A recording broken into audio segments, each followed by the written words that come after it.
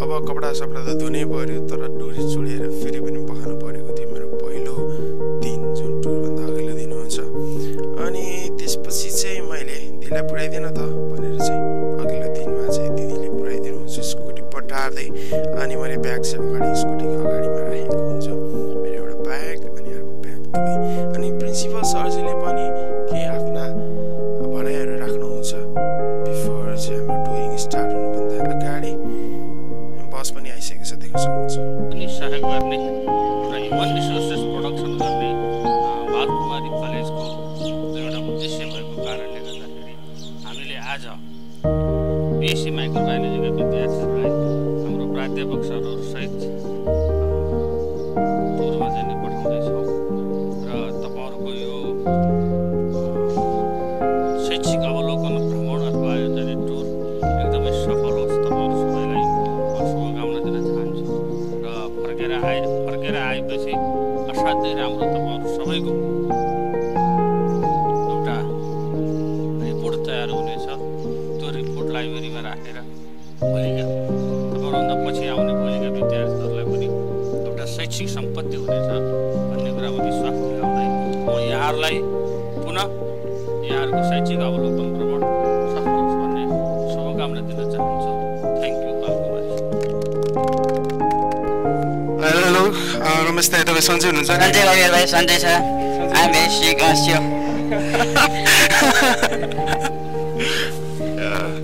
अनि हाम्रो प्र्याक्टिकलको बारेमा के थाहा छ हजुरलाई? प्र्याक्टिकलको बारेमा त मलाई अब यस्तो भयो, अब तपाईँहरू अहिले चाहिँ भिजिट गर्दै हुनुहुन्छ कुएसहरू काठमाडौँको जानुहुन्छ, तपाईँहरू एजुकेसन धेरै कुराहरू सिक्नुहुनेछ। हाम्रो पढाइ सम्बन्धी नै हुन्छ त्यहाँनिर। त्यसो हुनाले तपाईँहरू चाहिँ त्यहाँ गएर भिजिट गर्न अति आवश्यक नै छ। खास गरी तिमीहरूले दुईवटा प्रोजेक्ट हुन्छ होइन, एउटा चाहिँ म्युनिसिपालिटी सुवेज ट्रिटमेन्ट र अर्को ड्रिङ्किङ वाटर ट्रिटमेन्ट बारेमा चाहिँ तिमीहरूले थ्योरिटिकल बारेमा त पढिसकेका छौ होइन। अब यसलाई चाहिँ प्र्याक्टिकल वेमा चाहिँ तिमीहरूले अब्जर्भ गर्छौ, त्यसको चाहिँ रिपोर्ट बनाएर चाहिँ बुझाउनु पर्ने हुन्छ। विशेष त यो सिलेबसबाट नै यसलाई चाहिँ अलोकेट गरेको छ 10 मार्क्समा चाहिँ।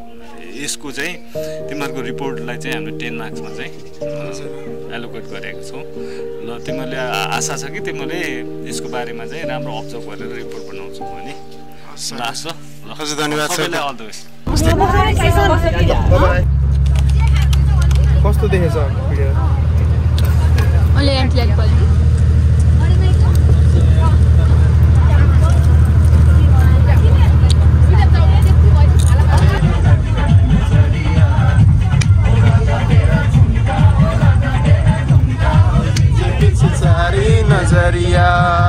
मौसमको बारेमा थोरै एक्सप्लेन गर्नु पर्दाखेरि चाहिँ अलिकति शीतल शीतल मौसम रहेको छ अनि घाम पनि मिठो देखेको छ, देख्न सक्नुहुन्छ घाम पनि मिठो छ।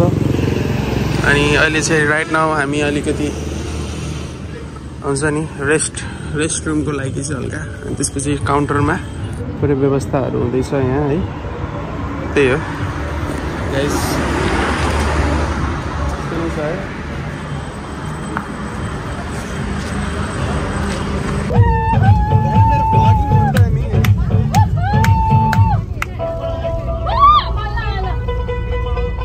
काली दाई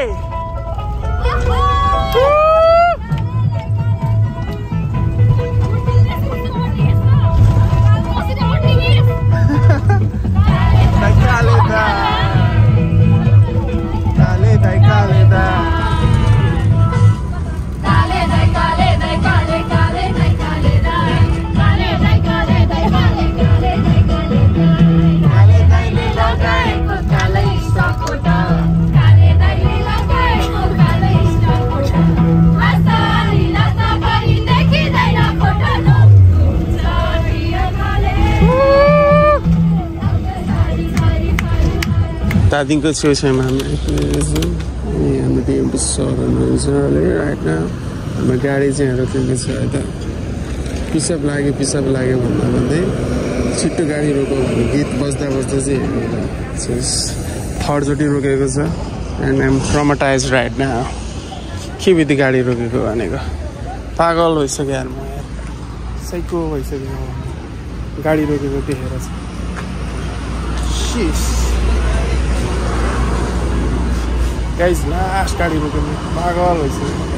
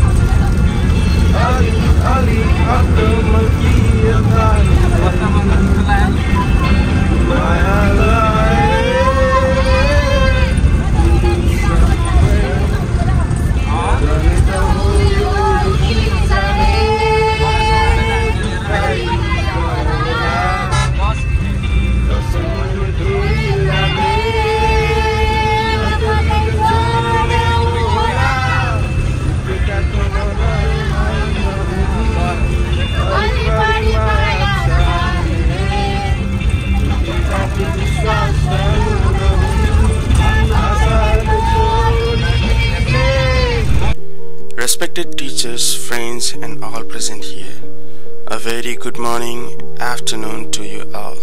Today I would like to present a brief report on our educational field visit to the Kathmandu Upatyaka Khanipani Limited water treatment facility. This visit helped us understand how raw water is treated and made safe for public consumption. We observed the entire water purification process, which included the following key steps. Water source collection. Water is collected from various sources such as the Melamchi River, springs, local streams, and the underground tube wells. These sources serve as the initial entry point of water into the treatment plant. Number 2. Screening. Upon reaching the treatment plant, the raw water passes through screens that filter out large particles like leaves, plastics, and solid waste. Number 3. The third step is coagulation and floculations. In this step, chemicals like alum are added to the water to make tiny particles stick together, forming larger particles called flocks. Step 4. Sedimentation. The water then enters sedimentation tanks where the flocks settle at the bottom due to gravity. This process removes a major portion of the suspended solids. Step 5. Filtration.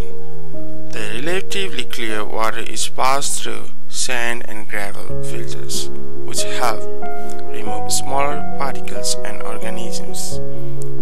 Step 6. Disinfection. To kill harmful germs, chlorine or UV light is used. This ensures the water is safe and free from bacteria and viruses. Step 7. Storage and distribution. Finally, the treated water is stored in reservoirs and then distributed to the public through pipelines. And we can say that this field visit gave us valuable insights into how clean water reaches our homes. We were impressed by the structured process and the dedication of the staff involved. It also made us realize the importance of using water responsibly. Let us all do our part in conserving water and promoting awareness in our communities. Thank you.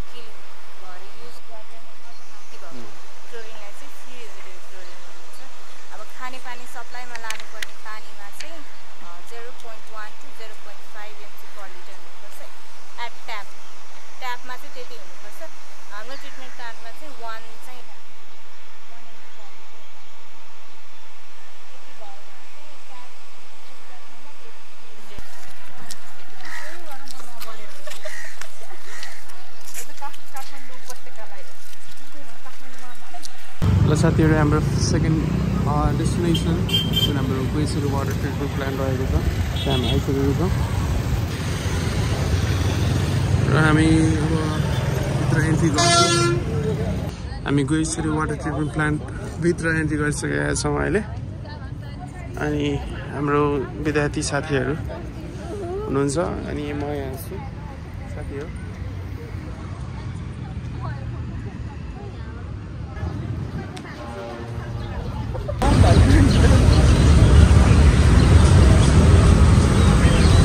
म चाड नहेरेन हो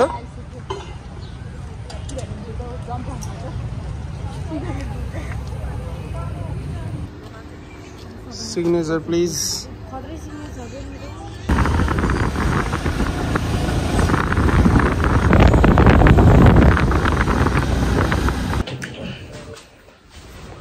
room राम्रो हो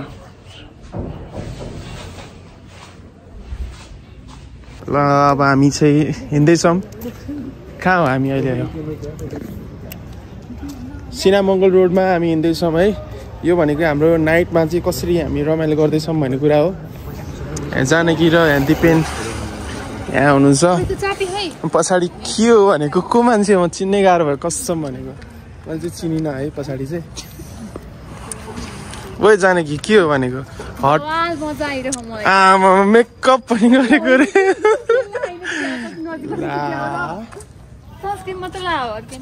मान्छे गरो भयो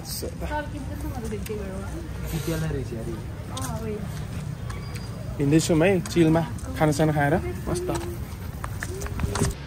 ए hello hello साथी हो कहाँ हो हामी यस्तो जाउँ न त भित्र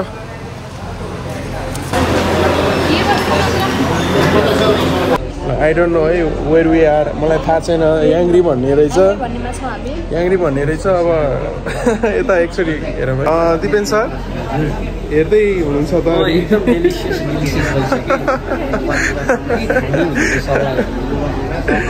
ओके ओके हेर्दै गर्नुहोस्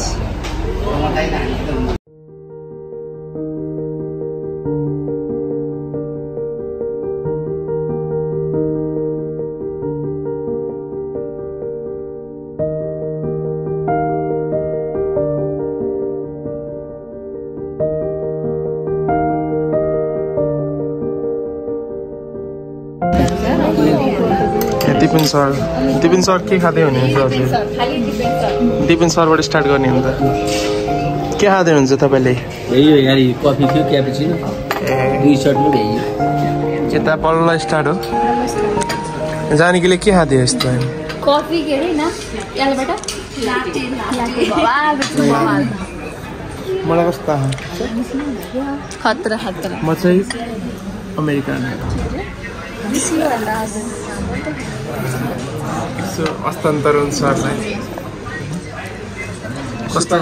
कस्तो फिल भइरहेछ त अमेरिकानो खाँदाखेरि फ्रेस एकदम यहाँको र चितवनको अमेरिकानोमा के फरक रहेछ त यहाँ र चितवनकोमा केही फरक पाउनुभयो अमेरिकानोमा अलिकति फरक पाएँ मैले ए अलिकति के फरक भन्यो के भन्ने चितवनमा एक्लै बसेर खानु पर्थ्यो साथीहरूसँग हेर न अलिकति यसो क्यामेरा घुमाएको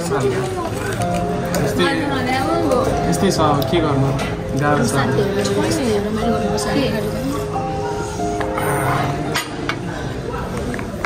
र हामी चाहिँ बाहिर गइरहेको अनि दिपेन्द्रमा चाहिँ बसिरहेछौँ सर सुत्नु भइसक्यो फोनै उठाउनु भएन कि यस्तो अवस्थामा छौँ अहिले डिएमपी सरले फोनै उठाउनु भएन सुत्नु भयो क्या हो ला बाहिर बस्नु